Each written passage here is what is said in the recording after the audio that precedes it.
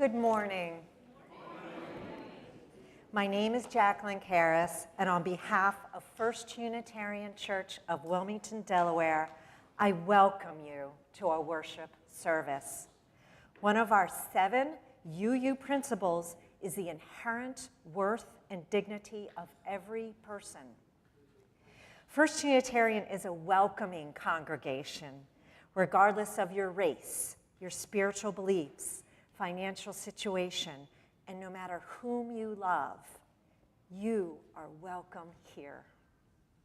We're thankful you've chosen to join us this morning. If you are new to First U, we encourage you to sign up for our weekly newsletter. That can be accomplished at our website, which is firstuuwilm.org. And if you're joining us online today, please use the link in the chat. This morning, we are celebrating the flower ceremony, or flower communion. It's a ritual commemorated annually by UUs around the world. The intention is to celebrate beauty, human uniqueness, diversity, and community. I wonder, how are you unique? How about take a few moments within our supportive community to reflect on your beautiful uniqueness.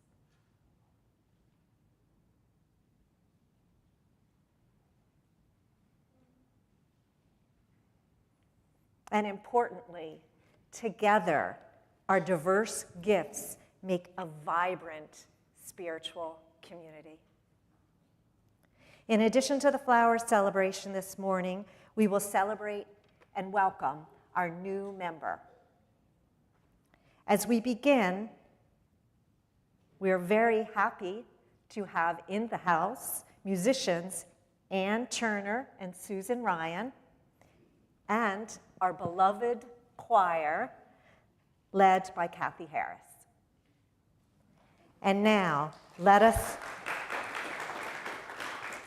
yes, more about dear Kathy coming. Let us prepare our hearts and minds for worship.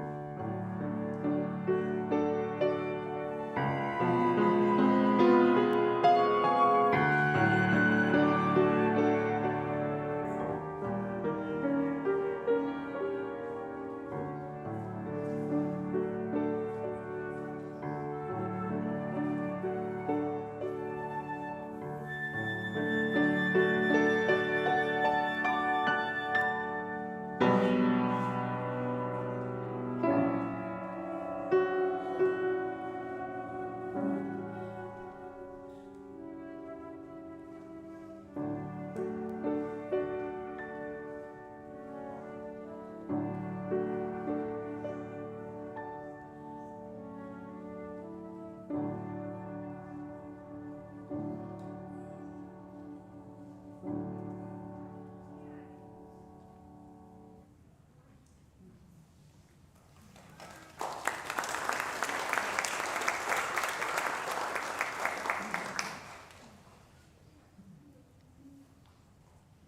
morning.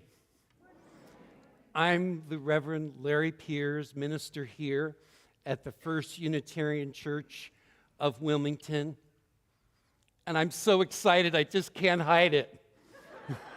It's great to see you all today and to celebrate this flower ceremony and a new member and just to enjoy all that's happening in our lives, knowing that we need the strength of one another. My opening words come from a friend and mentor, Parker Palmer. Community is a place where the connections felt in our hearts make themselves known in the bonds between people, and where the tugging and the pulling of those bonds keep opening our hearts. As we gather today, may we renew our connections to one another as a strength to draw upon. As the flowers appear on the earth, provide us with an astounding and relentless beauty. May we know a stirring within us and among us that opens our eyes and our hearts to relentless beauty not relinquished too readily. Let us join together in worship.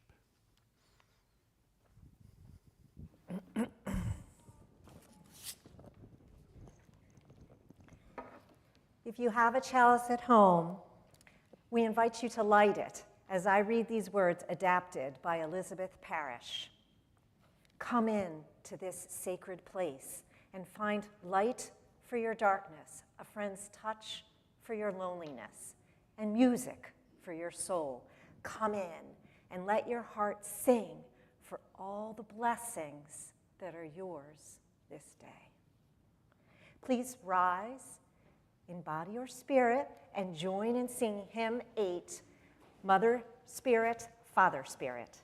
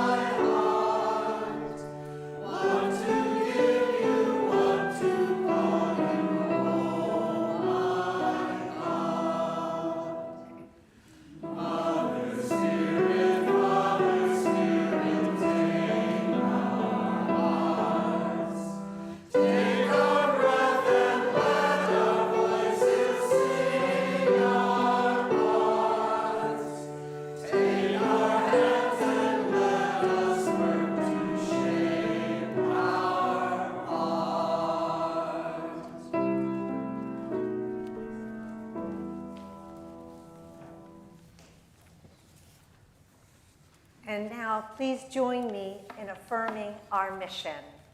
First Unitarian Church of Wilmington is a beloved community that nourishes minds and spirits, fights injustice, and transforms the world through loving action.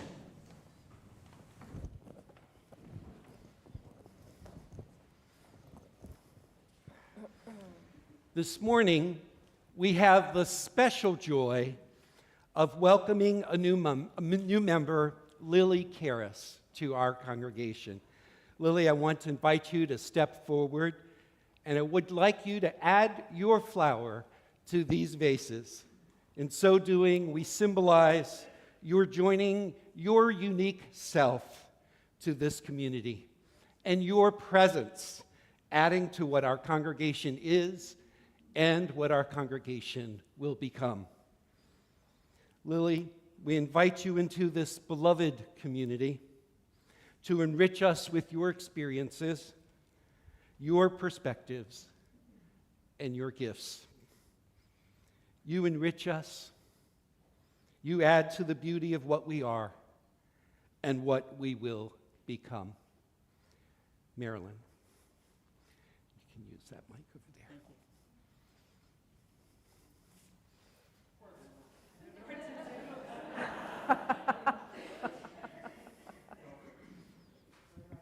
Right there is fine. Thank you, my friend.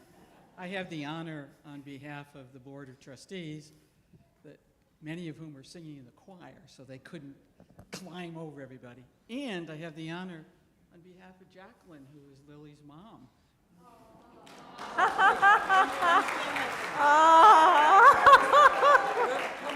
Oh my gosh.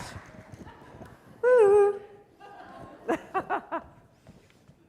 It's all good. What? It's all good. Marilyn. Hug your daughter. Oh, that's easy. Get That's an easy Get her part. stress level down so you don't have to call the EMTs. Let's hold hands. Okay. Lily, we welcome you as once we welcomed ourselves. We seek to open and inclusive, respecting... Hold on for a second. We wanted to invite the congregation to this, and so it's now appeared on the screen. So this is your part. One should always look at the script. Okay. Go ahead, Marilyn, invite people into this. So I invite all of you to join me and Lily and her mom, Jacqueline, in these words. We welcome you as Once we were welcomed ourselves. We seek to be open and inclusive, respecting your inherent dignity, your ideas, and your vision in times when it is easy and in times when it is difficult. We seek to be supportive, not only when you reach out in courage to us, but also when you need us to reach out to you. We welcome You as an equal member of this congregation, of this faith, and of our shared spiritual journey. welcome Lily. And I'm going to give Lily a chalice pin and welcome her to the congregation. Thank you. Thank you. No worries, no worries. And now we move to our flower ceremony. Catherine, you can join me up here for that.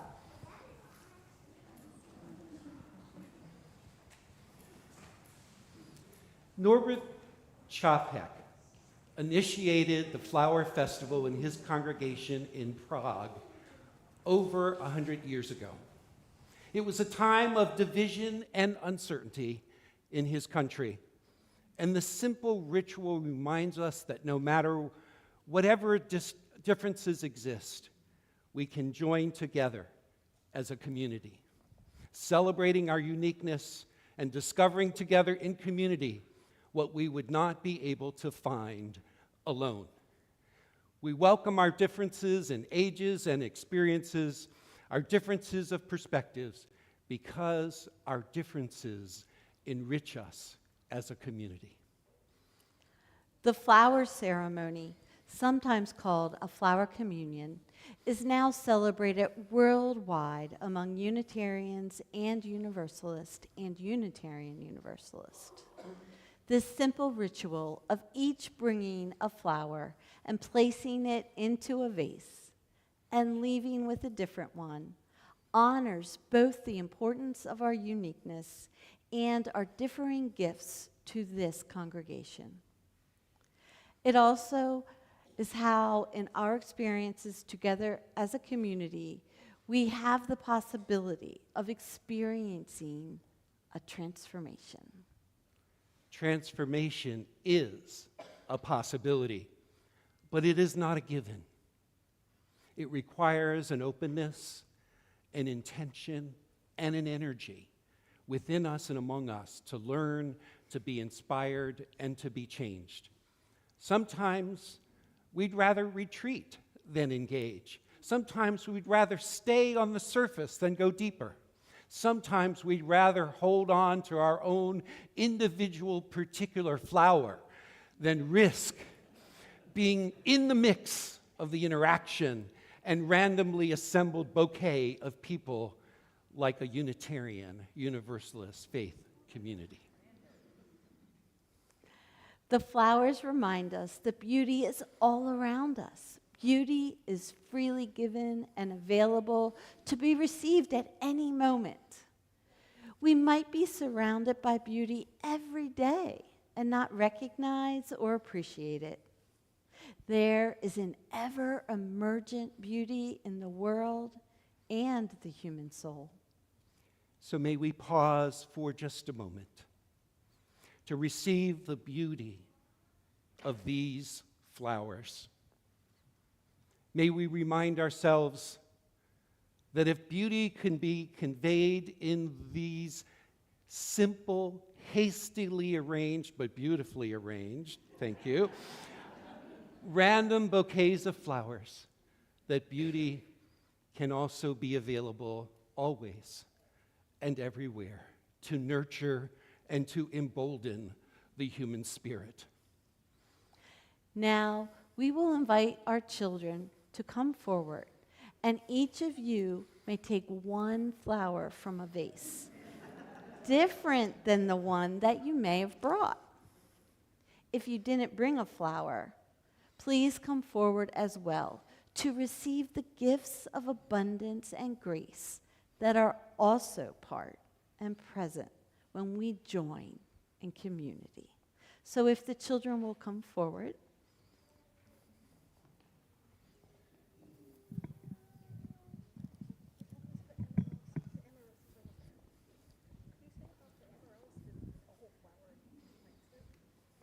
Oh, okay. Okay, it probably says that on the tag. Just take one. Take one, and you may go back to your seat.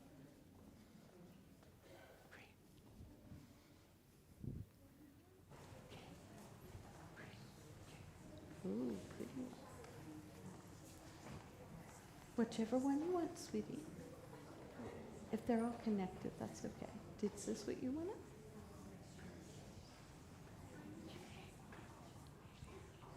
Okay.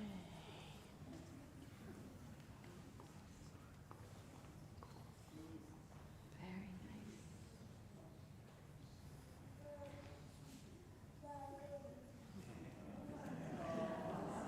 nice. All right. So they did that so wonderfully, so beautifully, so orderly. Now you get to come up, pick a flower, and as we said earlier, if you didn't bring one, please take one here, and you can go to both sides of the table just to help it go quickly. So maybe we can start over here with this side of the room, and you can come forward.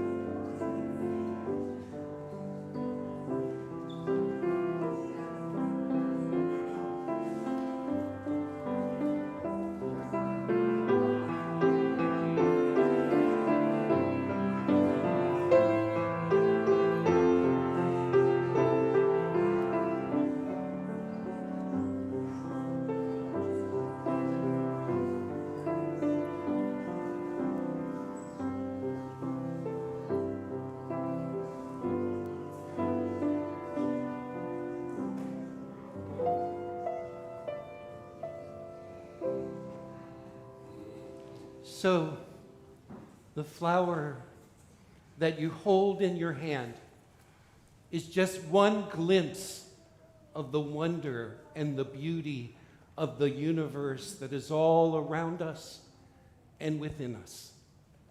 The flower that you hold in your hand is one way to symbolize what it means to come together, each in our own unique ways, into the bouquet of a congregation, and to leave transformed or with the possibility of transformation. We've received these gifts of flowers. May we also receive the gifts of one another and feel those connections. So let's just take a moment and feel the gratitude of connection that we have with one another and with this universe within and around us.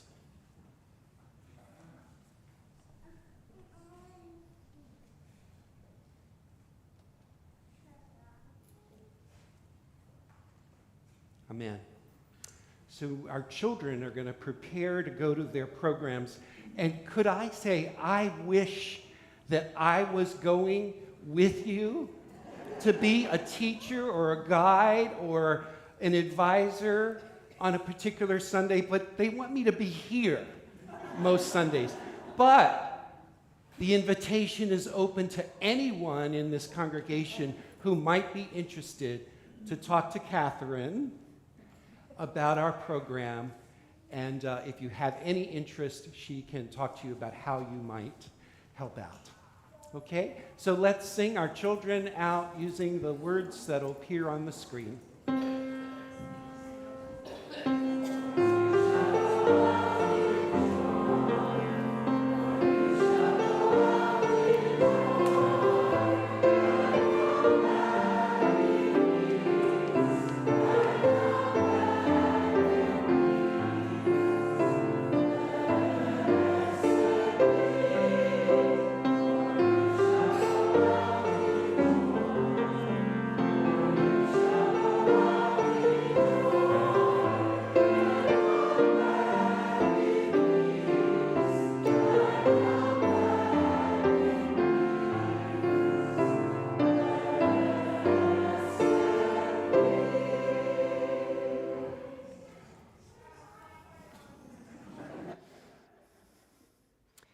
So typically, we have a time of shared silence following a prayer or meditation.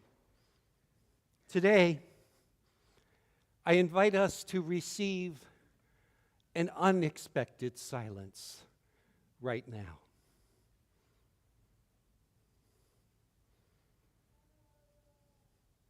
In this silence, may we recognize what concerns we are already carrying in our hearts that we don't even need time to think about. They're at the tip of our tongue. They're weighing on our heart in a particular way. What names come to mind of those close to you or those in this congregation that you're holding close this day?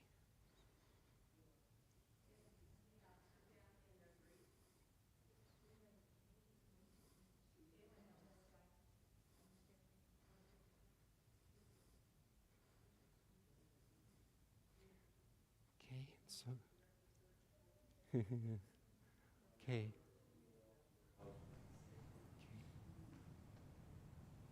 Lois and Mimi as well. In the silence, may we recognize those in our country currently being targeted, tormented, detained, and sometimes deported because of their immigration status. May we hear our collective longing for human decency, human dignity, and the end of cruelty done in the name of our government. May we hear the cries of those caught in what seems like relentless wars and destruction around our earth. And may we hear our collective longing for peace. What are those places in the world that call to your caring and compassionate heart?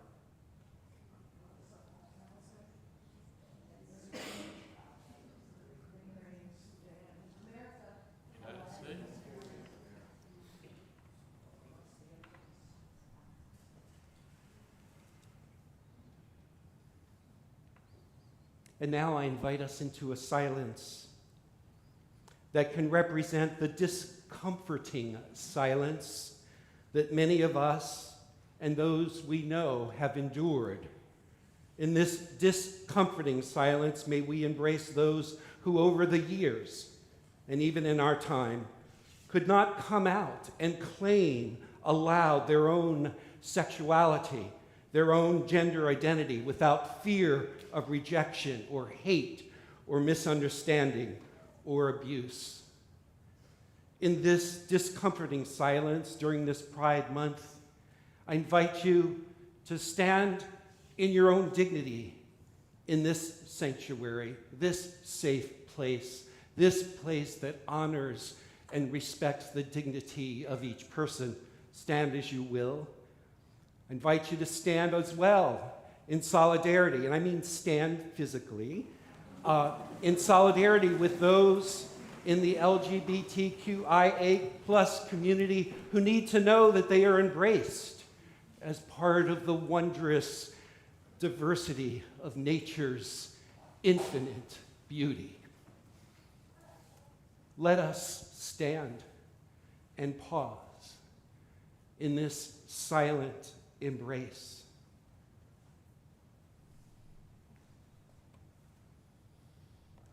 Let's pause and stand in this silent, loving embrace of who we are. And realize we don't need to always be fearful, always risk coming out.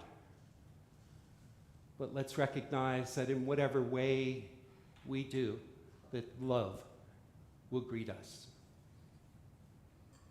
Let us embrace a love that is greater than the love of any one person, a love that calls us to embrace the beautiful diversity of this earth and all of its peoples. And slowly, as you feel ready, settle into your seats. As I now share a little bit about a song that we will hear shortly. It's a prayer written by the Unitarian minister Norbert Čapek. It was written while he was imprisoned in Dresden during World War II before being sent to Dachau. He wrote this meditation in Dresden. I'm going to read just the first verse, and then Rebecca is going to sing it, the rest of it for us. In the depths of my soul, there where lies the source of strength, where the divine and the human meet, there, quiet your mind. Quiet. Quiet.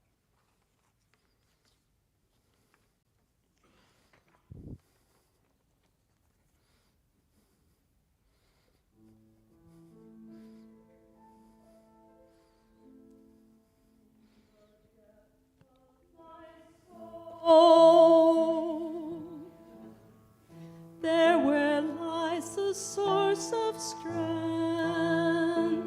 where divine and human meet, there quiet your mind. Quiet, quiet. Outside let lightning rain, horrible darkness frighten the world. But from the depths of your own soul, from that silence will rise again the flower of God.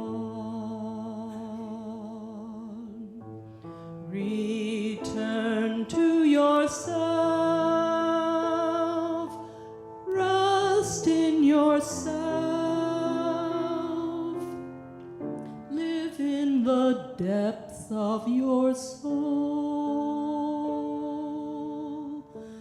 where divine and human meet. Tune your heart to the eternal, and in the depths of your own soul, your panting quiets down. Quiet, quiet, where divine and human meet, there is your refuge.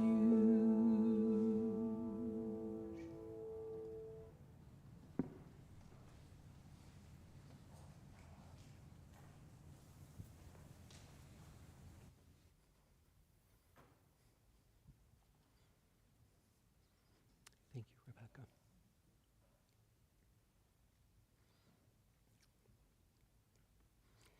The Unitarian Universalist Flower Communion service, which we celebrated at the first part of this service, was originated in 1923 by the Reverend Dr. Norbert Čapek, the founder of the modern Unitarian movement in Czechoslovakia, which today is the Czech Republic. On the last Sunday before the summer recess, the Unitarian Church in Prague, all the children and adults participated in this colorful ritual which expresses the beauty that is created when each of us brings our whole self to this faith community. It celebrates as well the beauty and the grace of the transformation that is possible if we truly engage with one another in all of our particularities and all of our differences. We are prompts to one another's growth. Keep that in mind. If someone kind of approaches you or rubs you the wrong way, just say to yourself, you're a prompt to my growth. You're a prompt to my growth. For over 100 years, this ritual has been celebrated in Unitarian and Universalist, Unitarian, Universalist congregations in this country and around the world. The ritual is a symbolic representation of a dynamic hope that is present within our particular approach to the religious. It is a dynamic hope that we might each find our particular authentic spiritual path, even when there may be several twists and turns along the way. It is a dynamic hope that we will each be open to the implicit wholeness and splendid mystery of life that does not artificially separate the rational and the intuitive, that does not separate the mundane events and the shimmering beauty that surrounds us. It is a dynamic hope that allows us to appreciate the complexity implicit in nature as we come to celebrate the diversity of the world and the world's people as a source of wonder, strength, and imagination. As I've reflected on the life and work of Reverend Norbert Čapek once more this year, it seems to me that these same qualities are what Čapek embodied. First, following his own spiritual path to where it leads, appreciating the wholeness and the mystery of life, celebrating and safeguarding the absolute necessity of diversity against the forces that would suppress, feel threatened by, or want to diminish that diversity. His life is a testimony that can ring true to us on this day in these times. First, Norbert Čapek followed his own circuitous path to wherever it would lead him spiritually. Čapek was brought up as a Roman Catholic in Bohemia, now the Czech Republic. Then, while living in Vienna with his uncle as an apprentice to a tailor, he started attending a Baptist church, which appealed to his lure toward the personal spiritual experience and the absolute essentials of Christianity. By age 25, he completed his theological study in Hamburg and became a Baptist minister. As one biographer puts it, at first a Bible salesman and a missionary preacher, he became a very successful evangelist in Central Europe. Eventually, he was head of all the Baptist churches in what came to be known as Czechoslovakia. But in his magazine articles, his theology was becoming too liberal for his colleagues. Drum roll here. And so he went into a voluntary exile in the United States. Čapek was introduced to Unitarianism by the first president of the Czechoslovak, let's say the Czech Republic, whose wife, Charlotte, was an American Unitarian from Brooklyn, New York. He and his family then went to join a Unitarian church in Orange, New Jersey, and Čapek received training for the Unitarian ministry supported by the American Unitarians and the British Unitarians. By 1921, he returned to Prague, where he established the Liberal Religious Fellowship. It grew to be one of the largest Unitarian churches in the world with over 3,200 members. First, they rented a concert hall. And then, over time, they attained their own building, which I actually had the opportunity to visit in 2017 while leading a training for ministers, seminarians, and lay people for the Unitarian Academy, which is sort of a seminary without walls for the Religious Society of Czech Unitarians. Perhaps you can identify with some of the impulse towards the spiritual that was present in Čapek's life and led him within and through and beyond the faith of his upbringing, in and through and beyond the dominant faith of his culture, and into a longing to find what was true, what was authentic, and ennobling of his own particular soul. Sometimes, for those of us who did not grow up as Unitarian Universalists, we often have a tendency to focus on what it is that we left behind. I propose that we honor whatever it is that propels us forward, that propelled us forward. Even if we left something behind, I propose that we recognize what it is that lured us forward and what we are moving toward, not just what we are moving from. Do you understand what I'm saying here? So, for Čapek, it seems that the lure towards, as he expressed it, where the divine and the human meet. And so I ask you to pause now and consider whatever your own religious journey, whatever twist and turn. How many of you been through some twists and turns? Whatever twists and turns you have taken or may still be taking, what is it that has propelled you forward? What might you say it is that continues to lure you forward in your spiritual life? Let's take a moment and reflect upon that. And we might even be able to hear a few responses to that question that could begin with the statement, "For me, it is." So what is it that has propelled you forward through the twists and the turns of your own spiritual life? For me, I'm modeling how you might say it. For me, it is that quest for more and more authenticity in my life. What is it for you?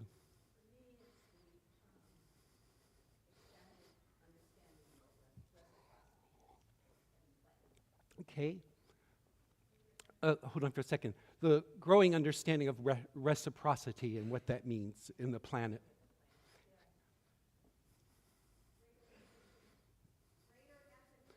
Okay, for me, it's greater empathy. For me, it's greater tranquility. Women's rights. For me, it's women's rights. For me, it's social justice. For me, it's hope. For me, it's hope. For me, it's a connection to the rhythms and cycles of the planet. For me, it's connection with the rhythms and the cycles of the planet. Maybe one or two more. For me, it's alternatives to anger. For me, it is alternatives to anger. For me, it's access to the museums, libraries, and arts. For me, it's access to the museums, the libraries, and the arts. And I'm repeating just so those joining us online might appreciate the wisdom that you are sharing. Second, Norbert Čapek also appreciated the wholeness of life. What the physicist David Bohm called the implicate order. With Čapek, we might have the occasion of recognizing that those artificial divisions we create between head and heart, between the rational and the intuitive, between the known and the unknown, can dissolve when we come into the presence of a direct experience of wholeness that encompasses them all.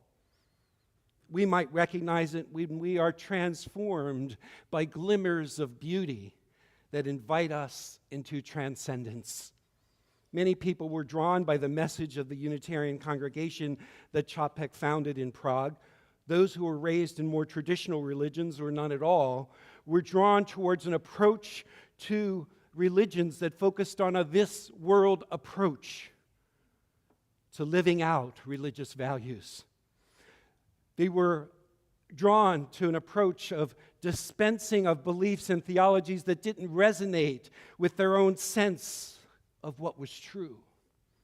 They were drawn towards a religion that affirmed the inherent worth and dignity of every human being. And they were drawn by freedom. The congregation drew people who were raised Roman Catholic, who were Jews because of the monotheistic and non-Trinitarian approach, or who, like Čapek, had once been some form of evangelical Christian and were looking for something different.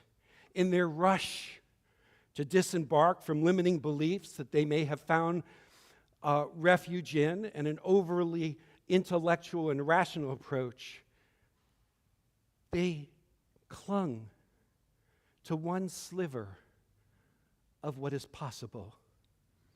Čapek recognized that music carries and holds us in ways that are profound, wondrous, and more than rational. Čapek wrote more than 90 hymns. We sang 2 of them today so far. We have heard those hymns, Mother, Father, Mother Spirit, Father Spirit, and In the Depths of My Soul. Although it is often hard to express our experiences of music and of lyrics that resonate within our own individual and collective hearts, we can simply receive them as gifts, as grace. Especially on this Sunday, where we recognize and appreciate Kathy Harris and her ministry of music among us. I acknowledge that I have had a direct experience of this implicit power of music on many Sundays. Over the course of these last 4 years, Kathy, I've had the wonderful experience of planning worship services with you, of suggesting hymns, and of together entering what I can only call an intuitive place where we could receive what emerges and sometimes just stand back for the alchemy to occur. Do you know what I mean? What you might experience as lines on an order of service, as hymns or preludes, instrumental or offertory music, I have experienced with Kathy's guidance in the choir's dedication and skill. Often I've experienced it as a synergetic and magical experience that translates our words on a planning sheet into something we could never have planned, but just receive it. I treasure the work, the mastery, and the skill of Kathy's musical leadership, And I understand more and more that music invites us into this liminal dimension, this sometimes wordless dimension, where sometimes, even in spite of ourselves, we might enter into inner experiences and emotions, even for those who resist being carried, held, cared for by the awesome mystery of music, by the liminal, by the wordless, by the emotional. We are lured there in any case, in spite of ourselves, right? Čapek noticed that in simplifying his worship services to the bare basics, the worship services began to feel like something that could occur in a lecture hall. And so he recognized that he and his congregation needed more music and needed ritual. So living in that question, he had the experience of revelation and transcendence one day that led to his creating the flower ceremony. One day in the 1920s, on a walk through a field of flowers, Čapek, as a young Unitarian minister in Prague, was filled with an unexpected experience of awe and wonder. He was transported by that field of beauty. This inspired him, along with his wife, to create the flower ceremony. John O'Donoghue, in his book Beauty, the Invisible Embrace, offers this insight. I quote, "Much of the stress and emptiness that haunts us can be traced back to our lack of attention to beauty. Internally, the mind becomes coarse and dull if it remains unvisited by images and thought which hold the radiance of beauty." You don't have to be an artist to appreciate that. We each have had those moments where beauty has lifted us in ways that we could never have imagined. So we can ask ourselves as well, in what ways do you allow, or could you allow, yourself to be nurtured by beauty? What might you say in response to that question? And let's just pause. We won't have a chance to hear from folks, but what it is that you want to allow in terms of beauty in your life. What is it that you do currently? What do you want to do to allow more beauty? Even if we don't hear your responses, how many of you have thought of something? Tuck it into your heart and remember that this week. And third, just briefly, Čapek also recognized that celebrating diversity and upholding human freedom was a religious task that had social implications, sometimes dangerous social implications. The Unitarian Church of Prague thrived in a time when people longed for religious and personal freedom of belief and to celebrate their diverse perspectives and experiences. They could not take their freedom for granted, particularly when what they were doing and saying came to be seen as a threat to those rising forces that sought to suppress diversity and repress freedom. So when the Nazis invaded Czechoslovakia in 1938, the Nazis saw the Unitarian Church of Prague as a real threat to their authoritarian and fascist state. Spies came to listen to Čapek's sermons to report to the Nazi leaders. Do we have any spies here this morning? Jews were welcomed into the membership of the Unitarian Congregation of Prague and embraced in a way that threatened the forces of cruelty and hate that were rising through this fascist takeover. The congregation was also helping Jews escape the Nazi terror, and we've heard some of that story through our focus on the origins of the Unitarian Universalist Service Committee. Čapek was arrested for subversion to the state. As one account says, it was judged that Čapek's gospel of inherent worth and dignity of every human person made him, as the Nazi records revealed, too dangerous to the Reich to be allowed to live.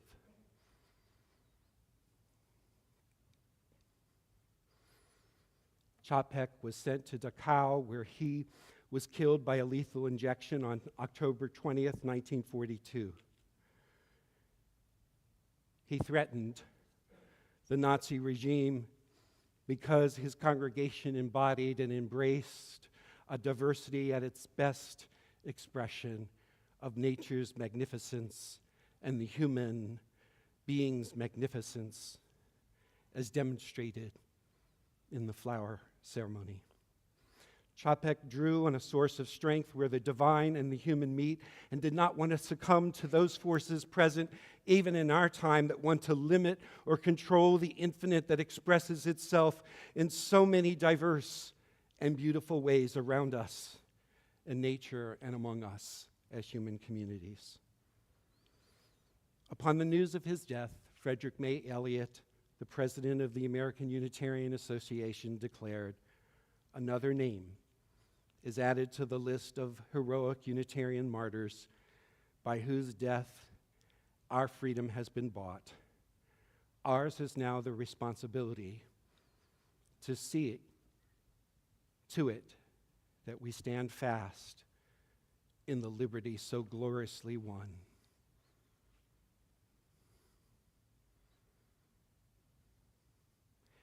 In a prayer that Čapek offered, it ended with this phrase: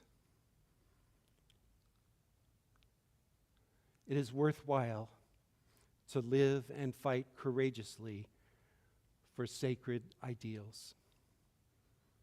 It is worthwhile to live and fight courageously for sacred ideals.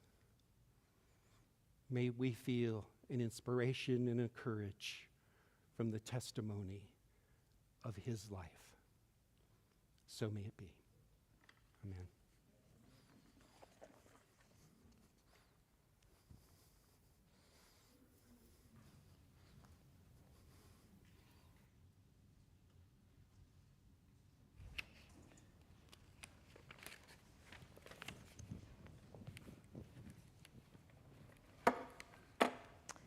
Thank you.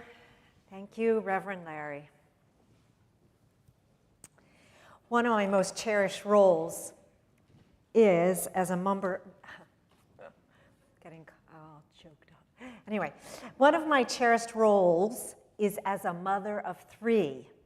They're adults now, ranging in age from 33 to 28. At every age, my husband and I have discussed, what do we want to introduce them to?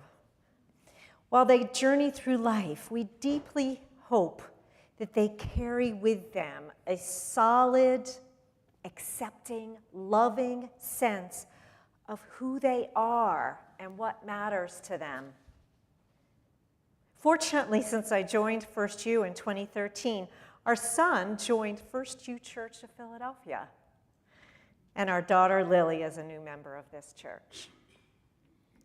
As a faith community such as ours offers an accepting place to learn and grow at every age, to express yourself, to blaze your unique spiritual path, to contribute, and to get support when needed. Please consider making a financial offering to the church at this time.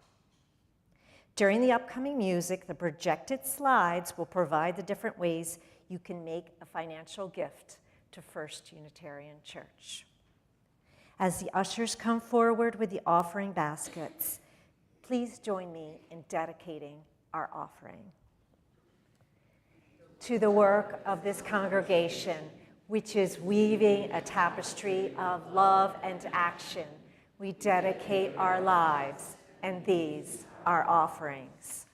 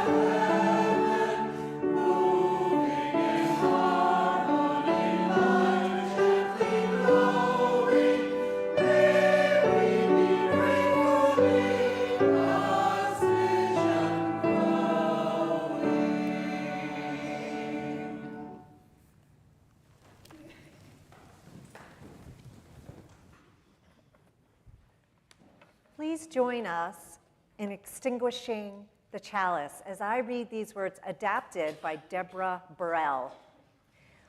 We have basked in the warmth and beauty of this community. As the chalice flame is extinguished, let us carry its glow within.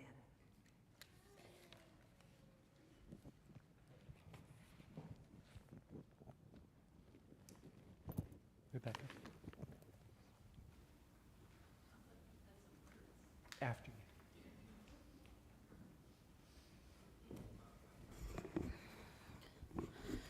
you. As you may have heard, maybe, our beloved music director, Kathy Harris, will be leaving us at the end of this month. What can we say about this quiet powerhouse of a woman who has brought so much to our music program over the last 5 years? So, quick recap, Kathy came to us back in 2020 in the heart of the pandemic, where we were meeting remotely. And she began by having the choir get together over Zoom and create individual videos of ourselves singing, the worst musical experience ever, which were then edited into amazing finished videos that you saw during the stream for the Sunday service. And then once we got back in person, it was still really complicated because we were still social distancing, we were wearing masks. It was not an easy transition. But we started singing in earnest, and the choir has grown over the years, having a lot of fun. Please join the choir, it's the best. And sounding better than ever. We've added several hand drums, rhythm instruments, as well as a full drum set. We've got new music stands, thanks to Kathy. She retrieved our handbells from the group that had them. So, we're in search of a handbell director who's both talented and free. And I don't know if you've noticed how Kathy has nurtured different voices in the choir and really brought out the best in each of us. At the rehearsals, Thursday nights, and during the service, Kathy is so patient and loving, teaching us the alto line for the 88th time. And I mean, she's more patient with us than we are with each other. And in that way, she ministers to us every Thursday night. It's a beautiful thing. You get the feeling she always has the big picture in mind, even as she's making some fine, detailed tuning that just transforms the way the music is communicated. I think you experienced some of that during our Music Sunday a few weeks ago. But Kathy has also brought in other musical talents from across the congregation, from Seth Hammond's beautiful guitar playing to the women's trio, Leo Orchanik, Jackie Lukowski, and Sarah Barlow. And not just bringing in her voice, but Leah's musical compositions, which the choir's been delighted to perform. And the Counterpoint program has also blossomed under Kathy's direction. Concerts including Worcester String Quartet, guest organists, musicians from the Music School of Delaware, the popular sing-along Christmas concerts with Diamond State Concert Band. And I don't know if you've enjoyed the choir breaking out and busting out in Broadway and movie tunes. And all of this has been the result of Kathy's amazing talents and musicality, which we will miss when she leaves the music director position at the end of the month. I'm not crying, you're crying. So Kathy, we all applaud maybe we'll just applaud like that, during your hard work and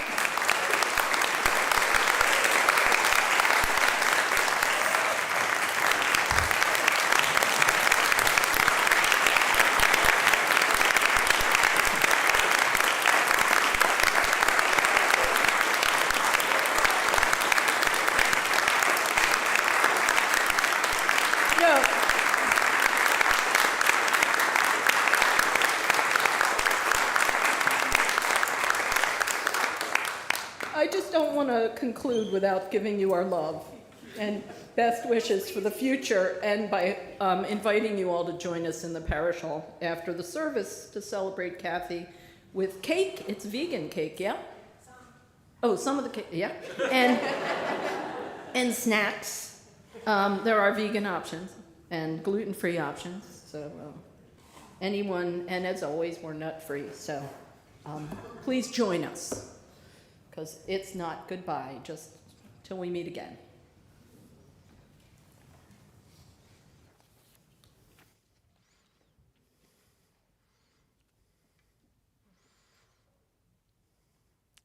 So thank you, Rebecca.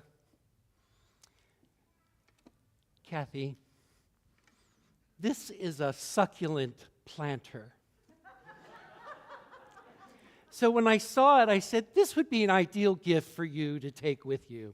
I thought, after all, you have been tending and cultivating succulent singers over the last 4 years, each needing their own particular care, and each, when they come together, creating a beauty and a harmony that we've appreciated. I will certainly miss you, and our congregation will as well. So for our benediction, I've chosen these words from verses written by Gordon Light. Please stand and remain standing for our closing hymn, which is 131, Love Will Guide Us. Draw the circle wide. Draw the circle wide. Say that after me. Draw the circle wide. Let this be our song. No one stands alone. We'll stand side by side. Draw the circle wide. And now, with your hands like this, let's draw a wider and wider circle. Draw the circle. Draw it wider still. Let this be our song. Be our song. No one stands alone. Standing side by side. Draw the circle. Draw the circle wide. So may it be. And let's sing together 131. Love will guide us. Oh,